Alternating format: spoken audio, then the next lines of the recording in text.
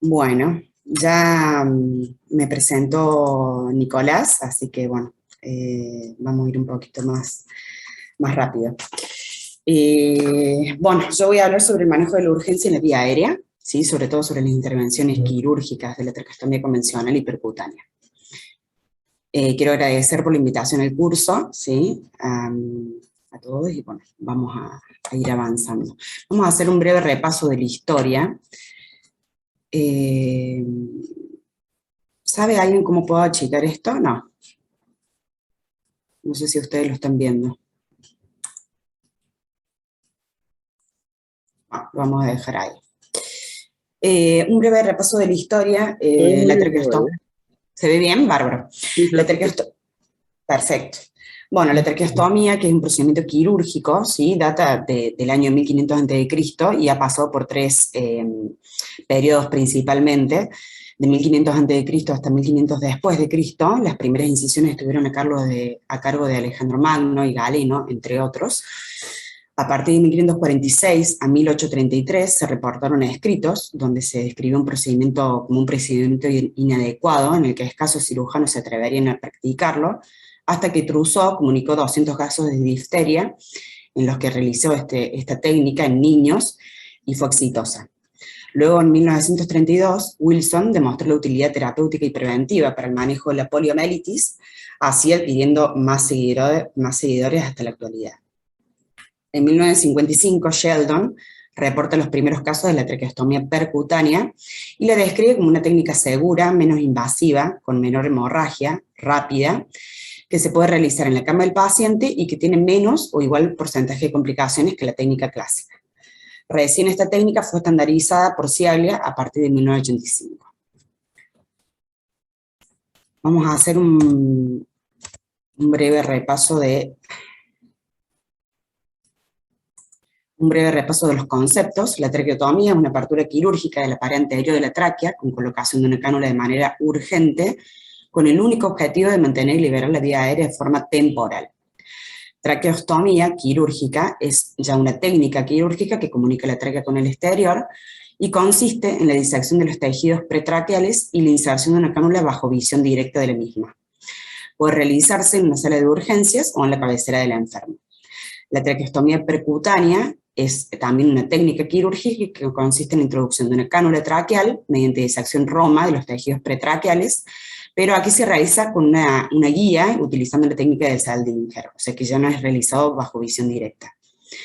La cricotomía o cricotirotomía es una incisión a través de la piel y la membrana cricotiroidea para asegurar la vía aérea de un paciente durante una situación de emergencia exclusivamente, y la cual, digamos, implique que no se pueda realizar la intubación del paciente, ya sea por vía oral o nasal. Es una técnica que es más fácil, rápida y no requiere manipulación de la columna cervical. Vamos a hacer un breve repaso anatómico. Aquí vemos la estructura osteocartilaginosa del cuello, ¿sí? Huesoidioides en la parte superior, no sé si lo alcanzan a ver porque no puedo achicar esto.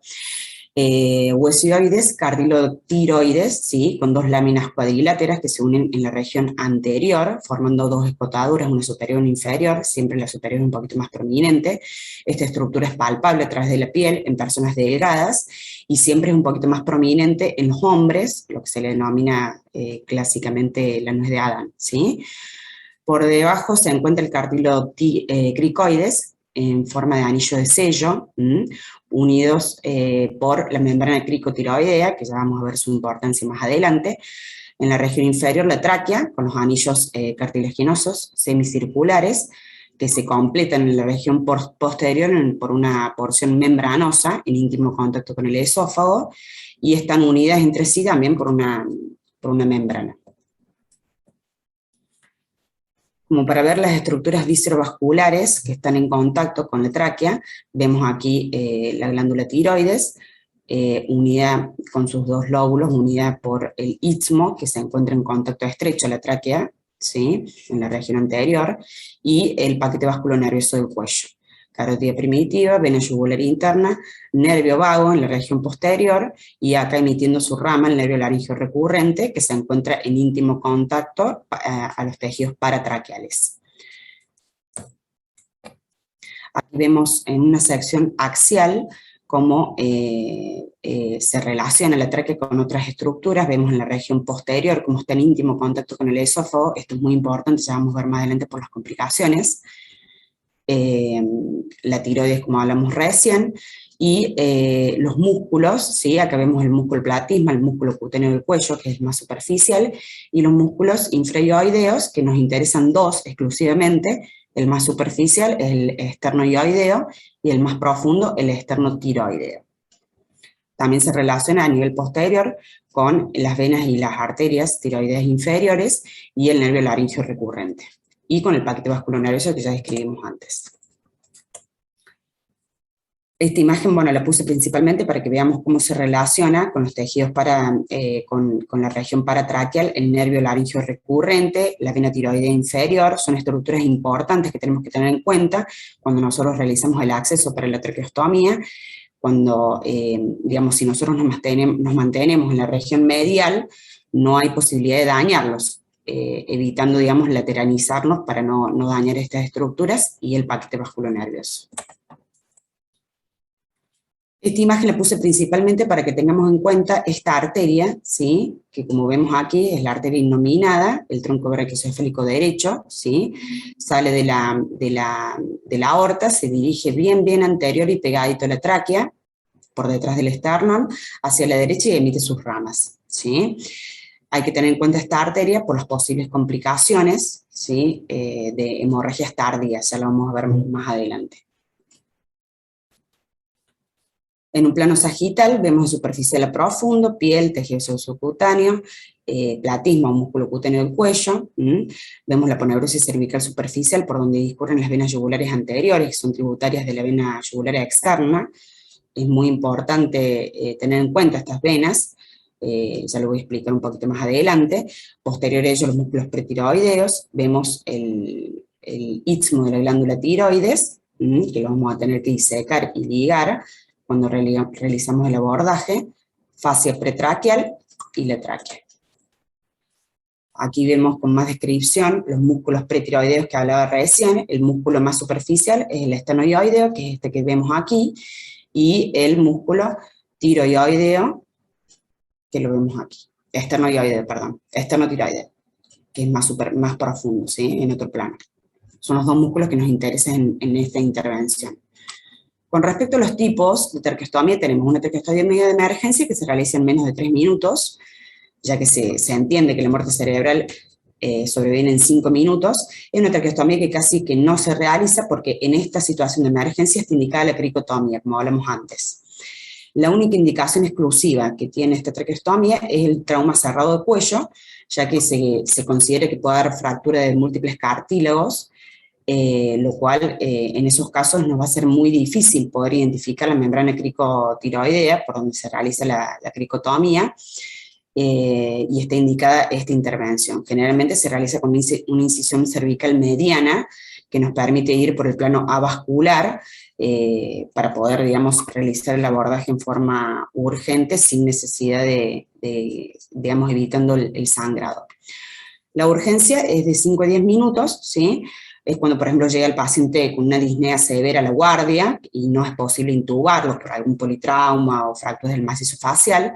En este caso, ya disponemos de mejor luz, elementos quirúrgicos y un asistente.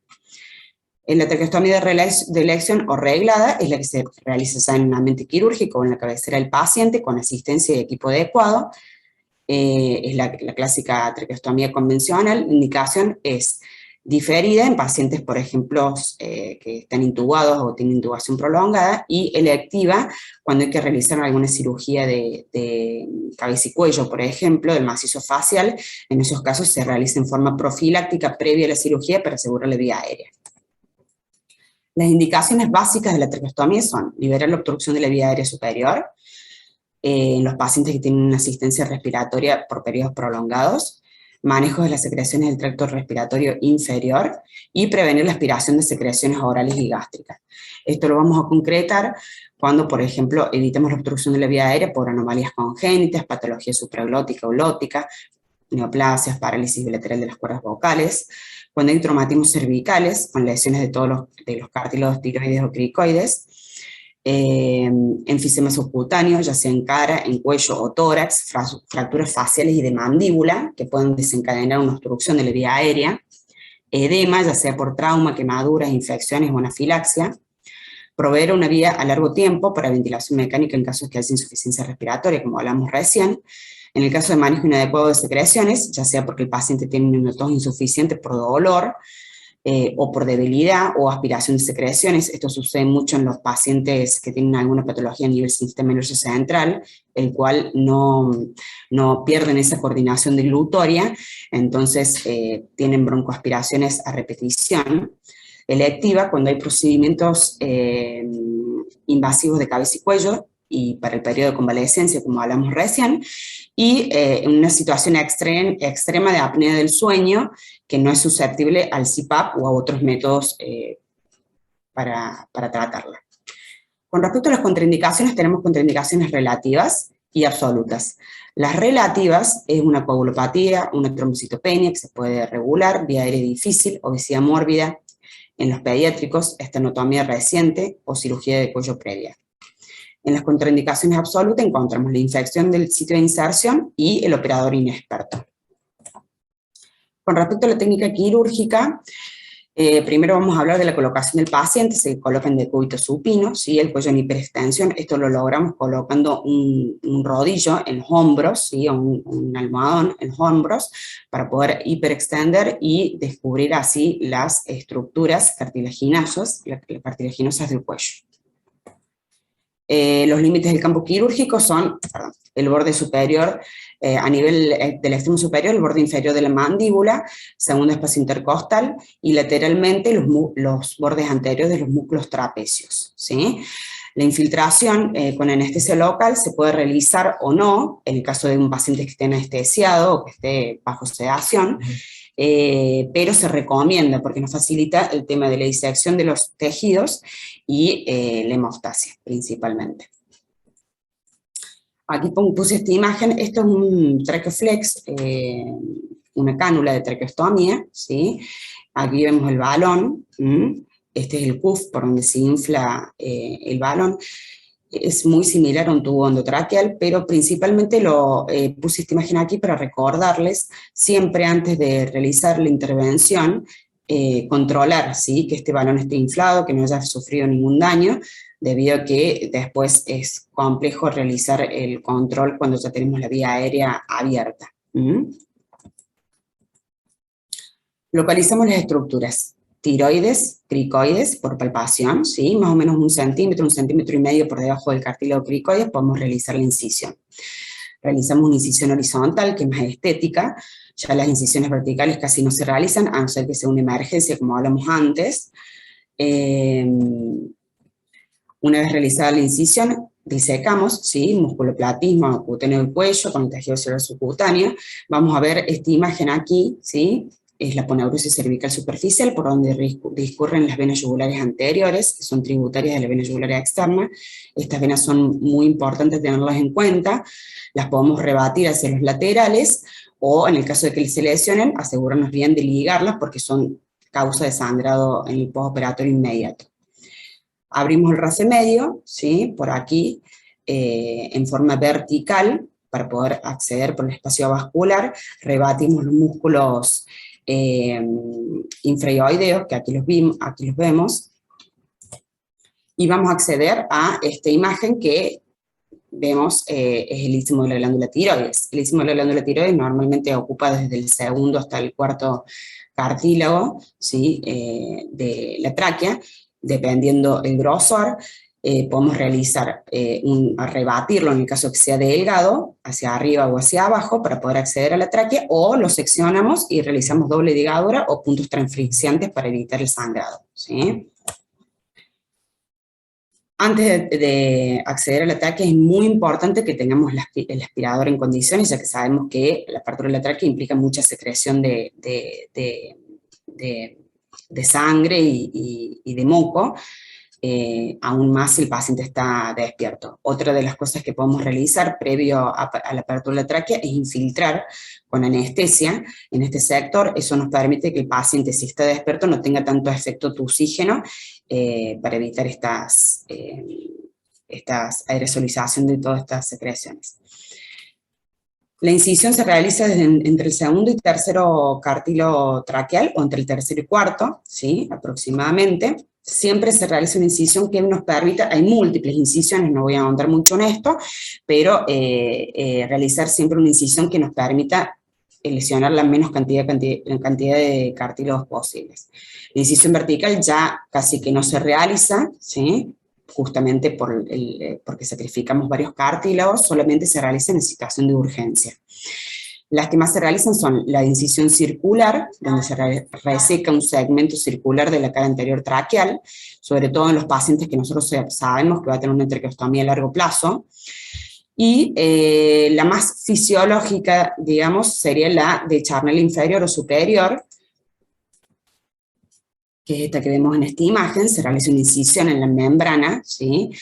En el ligamento interanular, se reseca y se realiza una incisión en la parte lateral del mismo anillo, ¿sí? Queda el anillo como una charnela, como se describe, o como una tapita, y queda unido al otro anillo por medio del otro ligamento interanular. Hay otras múltiples incisiones más, pero generalmente estas son las que más se utilizan. Aquí fijamos esta charnela o esta tapita que hablábamos recién a la piel con múltiples puntos para que nos quede el ostoma bien expuesto, así facilitamos los cambios de cánula y introducimos la cánula, inflamos el balón. Aquí vemos en un plano sagital cómo queda dispuesta la traqueostomía dentro de la tráquea, el traqueostoma dentro de la tráquea con el balón inflado. Las complicaciones intraoperatorias, principalmente dificultad de localizar la tráquea. Esto sucede mucho en los niños, cuello corto, o pacientes en los cuales no se puede realizar la hiperextensión, la hipertrofia de la glándula tiroidea o el tumor. Esto puede hacer que se lateralice la tráquea para un sector o para otro, pudiendo así realizar una falsa vía. La hemorragia. El neumotórax se puede producir por una colocación defectuosa del traqueoflex o de la cánula, generando así una falsa vía. Nosotros nos damos cuenta porque el paciente continúa disneico posterior a la colocación de la cánula. El neumomediastino, esto se debe principalmente por aumento de la presión respiratoria, por una obstrucción parcial de la vía respiratoria, paro respiratorio, edema pulmonar agudo. Principalmente el edema pulmonar agudo sucede cuando abrimos en forma brusca la vía aérea y esto produce una gran disminución de la presión alveolar generando edema. Parada cardíaca refleja, vegetativa. Esto sucede cuando intervenimos a un paciente que está despierto por dolor o por estrés. Fístula traqueoesofágica, esto se puede generar también por una falsa vía, lesión de cartílago cricoides o de nervios recurrentes, como hablamos antes, cuando nos lateralizamos en la disección de la tráquea. Las complicaciones postoperatorias inmediatas, la hemorragia postoperatoria. Esto sucede mucho cuando lesionamos las venas yugulares anteriores, que hablábamos, que vimos recién en la técnica quirúrgica. El enfisema subcutáneo sucede cuando colocamos una cánula sin balón, que no está indicado, o cuando el balón está o pinchado o está insuflado insuficientemente. También puede suceder cuando cerramos en forma hermética la piel y no dejamos que el aire salga a través de la ostoma, o cuando el paciente, por ejemplo, tiene episodios de tos brusco, movimientos bruscos, también puede producirse enfisema subcutáneo. El desplazamiento de la cánula o el tubo es frecuente, la oclusión del tubo o la cánula por coágulos o moco. Ya vamos a ver en los cuidados más adelante que es muy importante que no resequemos tanto las secreciones del paciente, por eso es indicativo colocar oxígeno humidificado para que estas secreciones sean fáciles de aspirar y no se hagan tapones de mocos secos. La aspiración y la disfagia, esto sucede porque la tráquea, al quedar fija la piel, pierde ese mecanismo de movimiento cuando uno realiza la deglución, entonces puede haber microaspiraciones. Reflujo gastroesofágico e infecciones de la herida, que generalmente están a cargo de flora polimicrobiana, pero más frecuentemente gram negativos. Y las complicaciones postoperatorias tardías, la afonía, esto principalmente por falta de uso. Si nosotros tenemos una traqueostomía en un paciente que está despierto, a las 72 horas podemos cambiar la cánula del traqueoflex por una cánula fenestrada que permite al paciente fonar. Granuloma, eso es debido a la técnica cuando realizamos la traqueostomía o la colocación abrupta del traqueoflex que puede lesionar las paredes de la tráquea y esto genera cicatrización y granuloma. Estenosis laringotraqueal, existen múltiples causas que pueden generar esto, la lesión de los cartílagos, o también puede ser por una compresión de la misma cánula de las paredes anteriores o posteriores que produce isquemia y genera el tejido cicatrizal, que nos puede generar una estenosis laringotraqueal, o por ejemplo en pacientes que tienen una traqueomalacia, o sea que la glándula no tiene una estructura firme, sino que es blanda, esto permite que se genere la estenosis. El tipo de incisión tiene que ver, como hablábamos antes, las incisiones verticales de la tráquea disminuyen muchísimo el diámetro, ya sea antero-posterior o lateral, por lo cual promueve esta estenosis. Con respecto a la hemorragia tardía, siempre ocurre a las 2 o 3 semanas, y esto tiene que ver también, como hablábamos antes, de la arteria innominada, que les nombré, el tronco brachiocefálico. Esa arteria, al estar tan estrechamente en contacto con la tráquea, puede ser que también quede en contacto a la cánula. Esta cánula repose sobre la arteria, genere con el correr de los días una isquemia y un sangrado. Como nos damos cuenta, la cánula late, ¿sí? Y a su vez hay un sangrado abundante de sangre roja rutilante por el óstoma. La cicatrización defectuosa de la herida, fístulas traqueocutáneas, queloides y fístulas traqueoesofágicas tardías. Con respecto a los cuidados, la manipulación y la aspiración siempre tiene que ser con normas de asepsia, usando guantes estériles, humidificación de las secreciones como hablábamos antes, para que no se formen tapones de moco, la cánula siempre en buena posición para evitar las erosiones de la pared, las hemorragias, úlceras, tejido, granulación, que todo eso va a favorecer la estenosis posterior. Siempre contar con 2 cánulas para cambiarla. Importante el apoyo psicológico del paciente, ya que va a estar privado de la voz. Y es importante que manejemos y controlemos el tema de la presión del balón, como hablábamos antes. Principalmente debe ser realizado cada 4 horas, muchas veces no sucede, pero se debe controlar con un manómetro y mantener la presión en 25-30 centímetros de agua o 30-40 milímetros de mercurio. Más de eso no, porque generamos isquemia, ¿sí? Compresión e isquemia, y eso favorece posteriormente la estenosis. Con respecto a la cricotomía, o la cricotirotomía, es preferible a una traqueotomía de urgencia, ya lo dijimos, tiene una mayor ventaja, ya que está bastante accesible a través de la piel, por palpación, no es adecuada para ventilación prolongada, porque tiene un diámetro muy pequeño la cánula que colocamos, y la mayor limitante es el riesgo del daño de la subglotis, que se asocia cuando dejamos mucho tiempo el tubo. Las indicaciones: la imposibilidad de intubación o de ventilación, las lesiones faciales o nasales graves que no permiten intubar, posible traumatismo de la médula cervical, el cual el paciente tiene colocado un collar de Filadelfia, que es imposible realizar la hiperextensión para poder realizar una traqueostomía, anafilaxia, inhalación de productos químicos. Las contraindicaciones relativas es imposibilidad para identificar las referencias anatómicas, los niños, infección laringea, trauma laringio o riesgo de atravesar un tumor. Aquí vemos dónde se realiza la incisión en la membrana cricotiroidea en forma vertical. Este es un set de cricotomía, vemos que es bastante delgada la cánula que se coloca, también se realiza con la técnica de Seldinger. La técnica brevemente, mano no hábil, localizamos el cartílago tiroides, por debajo vamos a palpar la membrana, una depresión entre el tiroides y el cricoides, que es la membrana cricotiroidea. Realizamos una incisión vertical, con unas pinzas dilatamos, ¿sí? Si no tenemos seguridad de que estamos en la vía aérea, podemos con una jeringa aspirar aire, pinchar y aspirar aire, y así vamos a tener en cuenta cuánta profundidad nos falta para poder llegar a la vía aérea. Se dilata, se coloca la cánula, ¿sí? Aquí está con el mandril, se retira el mandril, Se fija la cánula, se infla el balón y listo la cricotomía, perdón. Con respecto a las complicaciones, son muy similares a las complicaciones de la traqueostomía, pero principalmente la decanalización, ya que es muy delgada y no está fijada la tráquea a la piel, entonces es muy frecuente que se decanule, se salga la cánula, y la estenosis subglótica porque estamos muy cerca de cricoides y tiroides, y puede generar, ¿no es cierto?, muchísima estenosis en ese sector. Con respecto a la traqueotomía percutánea, esta es una técnica alternativa a la traqueotomía arreglada, se realiza en pacientes que están en UTI, puede realizarse en la cabecera de la cama. Es muy importante ver en qué estado general está el paciente, la propensión que tiene el paciente al sangrado y la experiencia del cirujano. Es una técnica que es segura, menos invasiva, tiene menos hemorragia, más rápida y con menos o igual porcentaje de complicaciones que la técnica clásica.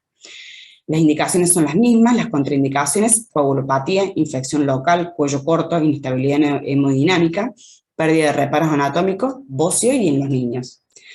Las complicaciones que pueden suceder son muy similares a la traqueostomía quirúrgica, por eso no vamos a ir un poquito más rápido.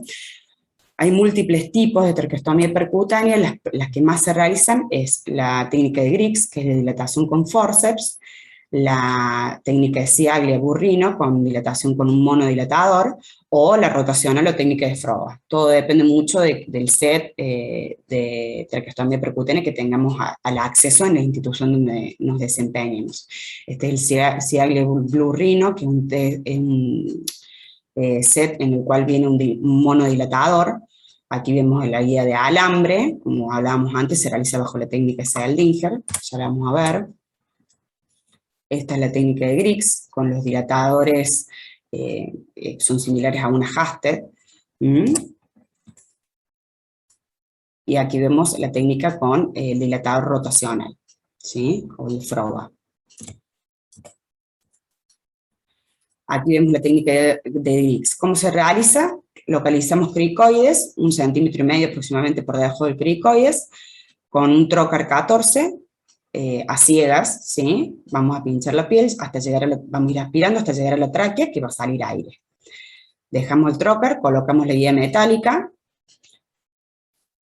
Aquí sacamos el trocar, colocamos el dilatador, que son, en esta técnica de Griggs son varios dilatadores que vienen como si fuese una Hasted, que van dilatando la ostoma, y colocamos el Traqueflex. La técnica de Ciaglia, o con monodilatador, es exactamente igual. Aquí lo que vemos de diferente es que la está realizando dos operadores, porque uno está mirando con un fibroscopio, bajo visión directa en este caso, se puede realizar guiada por fibroscopio o por ecografía. Es exactamente igual, con la diferencia que en vez de los dilatadores se coloca este monodilatador y luego el Traqueflex o la cánula. ¿Cuáles son las ventajas de esta sobre la quirúrgica? Evita el traslado de la UTI al quirófano, evita diseminar bacterias multiresistentes, reduce la neumonía intrahospitalaria, reduce los costos, ya que no utiliza quirófano. Esto es relativo porque si consideramos que la traqueostomía quirúrgica la podemos realizar también en la cabecera del paciente en la UTI, es más barata la traqueostomía quirúrgica porque reutilizamos el material. Menor riesgo de infección local, de elección en quemados, cierre precoz del ostoma, mejora estética, se preservan los anillos cartilaginosos y eso produce una disminución en la complicación de la estenosis. ¿Cuáles son las desventajas? Necesidad de personal calificado de enfermería para los cambios porque es muy inestable, no es útil en pacientes que requieren traqueostomía permanente, se realiza con deficiente iluminación, menor exposición y instrumental que está menos adecuado, requiere entrenamiento específico del cirujano y el cirujano también debe estar capacitado para resolver la complicación y poder, digamos, realizar una traqueostomía quirúrgica en el caso de que no pueda realizar la percutánea. Con respecto a cuándo realizar la traqueostomía, bueno, esto me pareció bastante importante porque no hay un consenso específico que nos diga específicamente el día. Hay una guía basada en la evidencia que se ha publicado en el 2018, la cual se ha recopilado artículos de 10 países, aproximadamente son 226 estudios que se han recopilado, donde habla de que hay diferentes criterios en relación al tiempo que pueden permanecer un enfermo intubado sin que existan mayores riesgos de complicaciones. Sobre todo habla de la estenosis laringotraqueal.